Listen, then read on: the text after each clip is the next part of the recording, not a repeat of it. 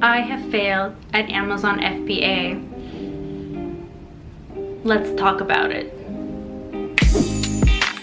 Hello, it's me, Karina. Welcome back to my Amazon FBA channel where I post daily videos. We're going to be talking about failure today, which is a topic that everybody loves, but no one seems to talk about for some interesting reason. So what is a failure anyways, right? And can you actually fail within Amazon FBA? Well, you can have a lot of things that go wrong in Amazon FBA, but does that actually qualify things as a failure? There's a lot of moving parts in Amazon FBA, yes. You can kind of slow down on some things, or you can actually have the worst happen, which is ordering too many units and then not selling out of them and then being stuck with inventory. In my opinion, that's probably the worst that could happen within Amazon FBA, and that's not even that bad.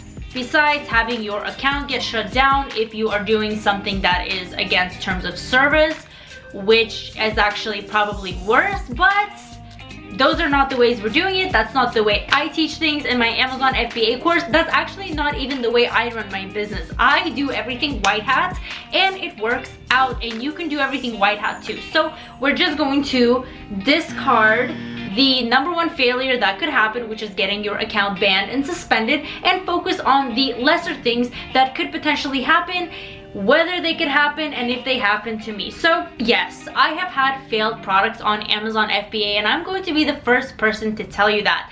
And that's okay, because those failures have brought me so much more success, and they have not slowed me down even one little percentage, and it should not slow you down either. Is there a chance that your first product might not sell?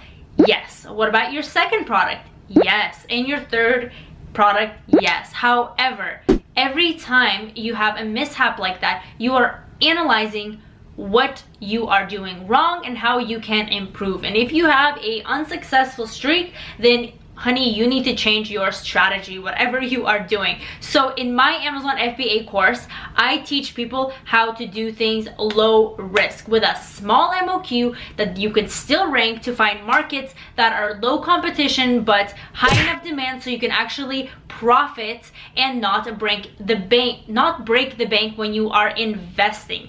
You do not need thousands and thousands and thousands and thousands of dollars to start this business model, and you don't need to pump $5,000 or $10,000 or $20,000 into a product, especially if you are first starting out, and hope for the best. And if that doesn't work, then you are out of luck, because that is very tough. You can start out with a few $1,000s and diversify it, okay? If you are on a low budget, you can pick certain products that are in the low budget range. Maybe you're limiting yourself, but you can kind of diversify, because with Amazon FBA, and this is why I don't want you to be discouraged even if you have a failing product, because no matter how much research you do, no matter how well you study your competition, how well you differentiate your product and optimize and run PPC and do whatever else, there is still a chance that it might not sell. Now, is this chance high?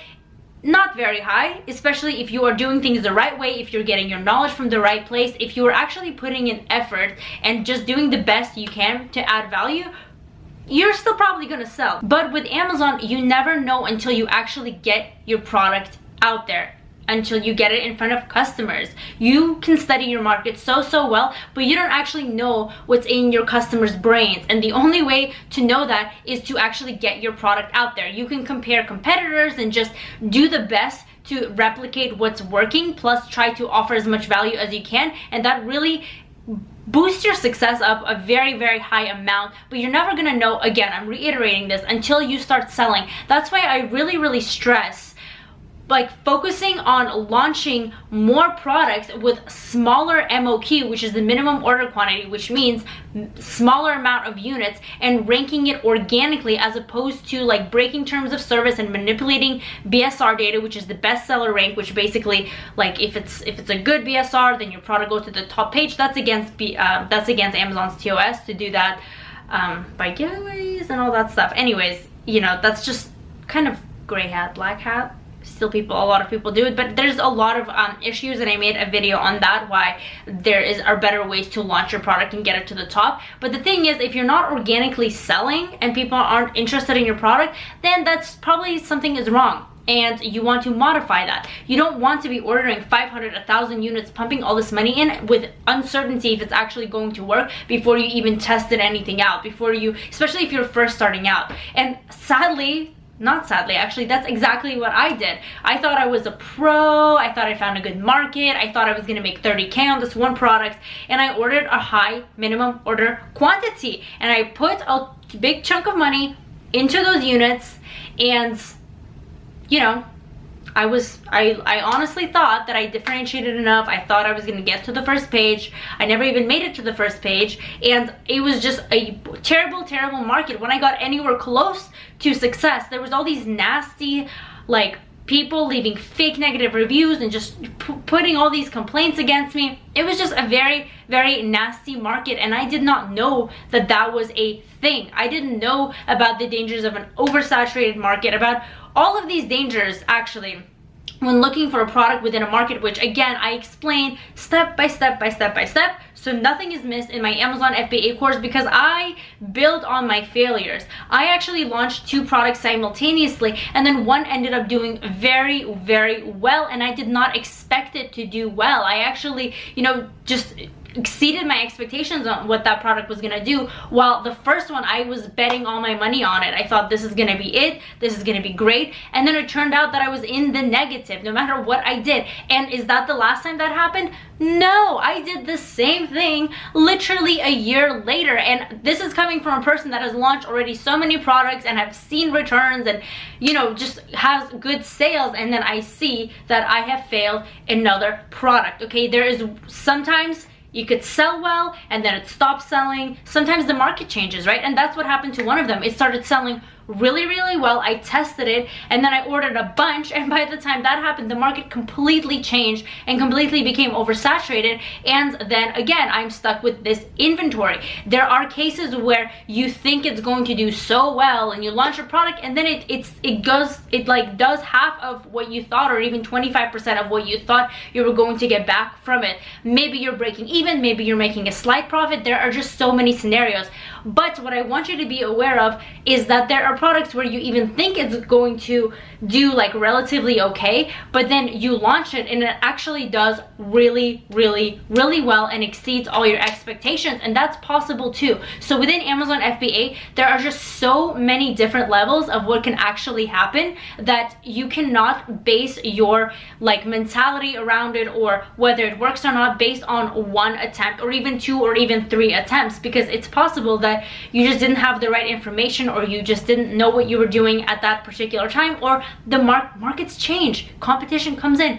That is all, it's all possible. It all happens, but you just have to know that there are millions and millions of products on Amazon, and if you have the right building blocks, the right knowledge, and if you build on any kind of what's the word I'm looking for, any doubt that you have, if you build on it, it's going to be okay. You're going to discover that you can still do it. It's okay. There are people that are starting and they could just take it off and do like a 50K a month product and whatever, and there's people that have tried and couldn't get it, and then again they get it. But you shouldn't be scared to take that chance, and you shouldn't be scared of like a potential failure or my failure, because when I first started out, I didn't even, like, failure did not even come into my mind. I knew that this is a chance that it could work, that it could not work.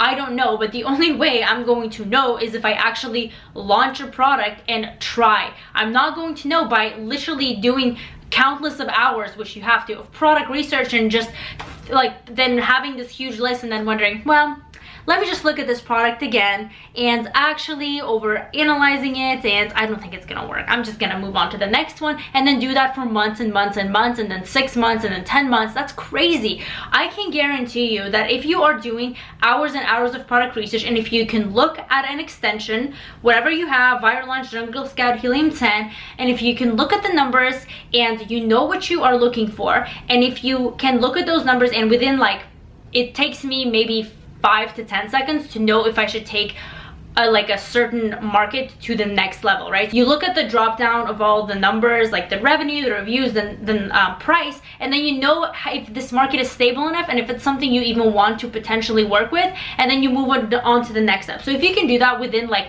10 to 20 seconds, and you know what to do when you take the product to phase 2, and if you don't, it's in my course, link down below, then you got it. I can guarantee you probably found already 1, 2, 3 products, but the limiting thing that's stopping you is actually going forward and launching it. That is literally what is stopping all your success, and you should not let that happen. You should just launch, just do something.